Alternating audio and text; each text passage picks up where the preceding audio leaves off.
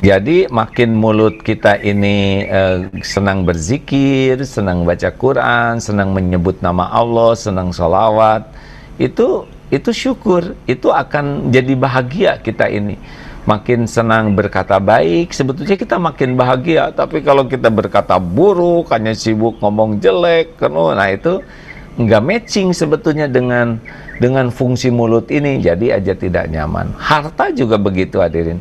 Sebetulnya Allah tidak menciptakan bahagia hakiki itu dengan banyaknya harta, tapi banyaknya sedekah. Makin banyak rezeki kita nolong orang, yang lapar bisa makan, yang sulit bisa lepas, yang hutang bisa terbayarkan lewat kita. Nah, harta kita tuh akan lebih terasa membahagiakan kita, enak ke hati itu kalau memang manfaat.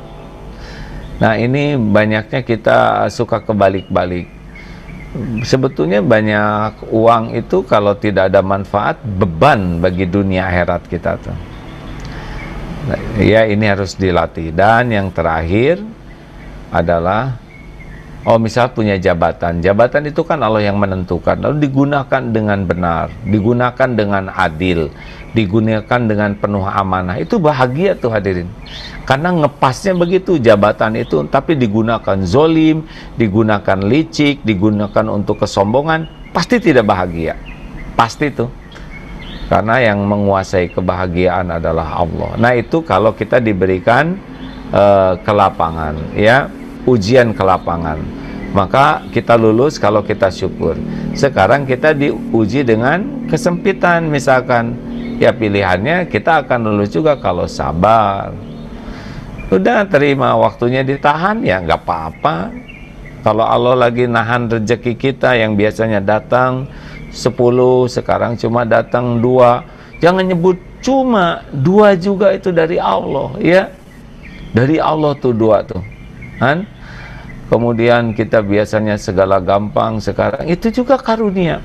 Karena mungkin ketika digampangkan rezeki, kita jadi ujub, kita jadi banyak beli yang tidak manfaat, kita jadi banyak menggunakan barang itu untuk dosa. Oleh Allah sekarang dipersempit rezekinya, berarti Allah mencegah kita dari kesia-siaan, dari kemaksiatan. Ini juga karunia, ya. Udah nggak usah mengeluh. Gimana sekarang saya nggak ada penghasilan, ya seperti yang diungkap, berarti sekarang mantap makan tabungan. Wah sayang, saya udah nabung lama-lama, kalau sekarang terus tabungan mau diapain kalau nggak dipakai, kan? Mau catatannya aja, mati juga nggak dibawa. Tabungan juga itu rezeki dari Allah pada waktu kita dibuat sempit. Ketika Allah tidak mendatangkan yang baru, Allah sudah menyiapkan jauh sebelum kita disempitkan. Kan Allah udah tahu kapan kita akan sempit. Allah udah nitipkan banyak tuh. Pakai tabungan dengan penuh rasa syukur. Tabungan saya habis sekarang, berarti manset, ya, makan aset, jual. Kalau udah nggak, itu juga aset, itu rezeki dari Allah, ya. Kita lahirkan nggak bawa apa-apa, waktu lahir mah nggak punya baju, nggak punya apa-apa, dan mati juga tidak bawa apa-apa dari dunia ini selain kafan. Jadi kalau harus jual aset itu jangan pakai berat, karena itu juga rezeki dari Allah. Udah jual, tapi harganya sekarang jadi murah, nggak ada yang beli, ya udah. Kalau memang saya dulu beli 300, sekarang pasarannya cuma ada 225, ya udah, nggak apa-apa. Kalau memang itu perlu dijual, jual weh, nggak usah pakai ngerusak hati, ya itu juga udah untung dikasih. Dah gitu, syukuri masih ada yang mau beli, syukuri masih ada sisanya. Ini sekarang tinggal setengah harga, ya udah nggak apa-apa, syukuri. Gimana aset saya udah habis, ada nanti jalannya. Mungkin nanti matang, tadi mantap, asalnya manji, makan gaji, kedua jadi mantap, makan tabungan, 3 jadi manset, makan aset.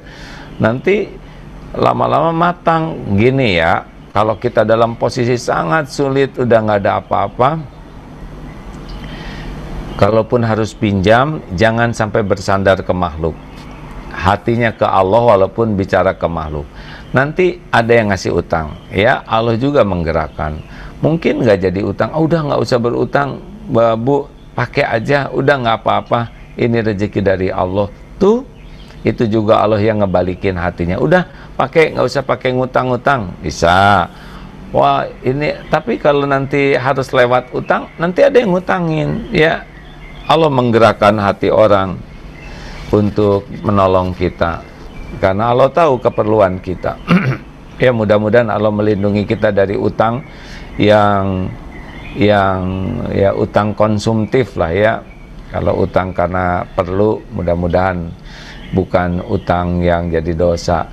Nah, begitulah rekan-rekan sekalian. Jadi jangan berkeluh kesah, tahan diri, berusaha sekuat tenaga, tidak menggadaikan kehormatan kita karena sedang diuji kesempitan, jadi menghibah ke sana sini, meminta ke sana sini. Kalaupun itu darurat sekali, seperti yang tadi dikatakan, mulut aja, nggak usah pakai hati berharap ke makhluk, ya. Pak, saya dalam keadaan sulit saat ini, sudah berusaha tapi belum juga terbuka hasilnya. Saya sudah mencari pekerjaan, kalau boleh saya meminjam dulu. Jangan jadi beban pikiran, Pak, karena saya tahu yang membuka pintu rezeki adalah Allah. Mungkin lewat Bapak, kalau memang tidak bisa, tidak apa-apa, berarti memang bukan jalannya. Oh, maaf ya, saya nggak bisa ngasih pinjam. Ya udah, nggak ada sakit hati, nggak ada jengkel, nggak ada kecewa. Namanya juga tidak lewat beliau, ya. Lalu ya begitu, jaga izah. Kalau kita dalam kesempitan, jangan sampai, jangan juga kita masih mampu tapi acting nggak mampu. Nggak boleh, ya. Sebetulnya kita masih berdaya, Allah masih menitipkan kemampuan kepada kita, tapi kita actingnya seperti yang udah miskin betulan, udah bangkrut betulan, nanti diijabah, ya. Jangan sampai kita menjadi orang yang toma. Padahal Allah masih ngasih aset, tabungan, tapi hati kita tuh sangat berharap, bersandar, dikasihani orang. Jangan. Jaga izah kita. Allah melihat semuanya, ya. Nah, begitu rekan-rekan sekalian, kalau sedang diuji, jangan berburuk sangka ke Allah, cari hikmahnya, karena pasti kepahitan juga bagian dari karunia. Tingkatkan tobatnya, karena boleh jadi kepahitan ini diundang oleh dosa. Tingkatkan syukurnya juga, karena masih banyak yang bisa kita syukuri walaupun kita dalam keadaan luar biasa getirnya. Lihat saudara-saudara kita yang lebih pahit dari kita, yang lebih getir, masih banyak yang lebih pahit dari kita, hidup di tenda, panas, dingin, tidak ada apa-apa. Bandingkan dengan apa yang ada pada kita. Jangan baru disempitkan sedikit kemudian jadi cengeng. Ya, begitulah, bersabarlah, tahan diri dari apapun yang membuat izah kita, martabat kita sebagai orang beriman turun. Banyak tobat, banyak syukur, dan tetap banyak sedekah. Sedekah pakai apa? Sedekah pakai senyuman. Oh, kalau gitu boleh nggak lihat kenceleng kemudian senyum? Boleh, tapi tetap masukin uang, ya. Kemudian sedekah dengan ilmu, sedekah dengan tenaga, sedekah dengan perhatian. Kita tidak punya uang bukan berarti berhenti bersedekah, karena kullu ma'rufin shadaqatun. Semua kebaikan yang dilakukan dengan ikhlas adalah sedekah. Ya, rekan-rekan sekalian, sekarang alhamdulillah dah cukup segitu. Siapa? Ya.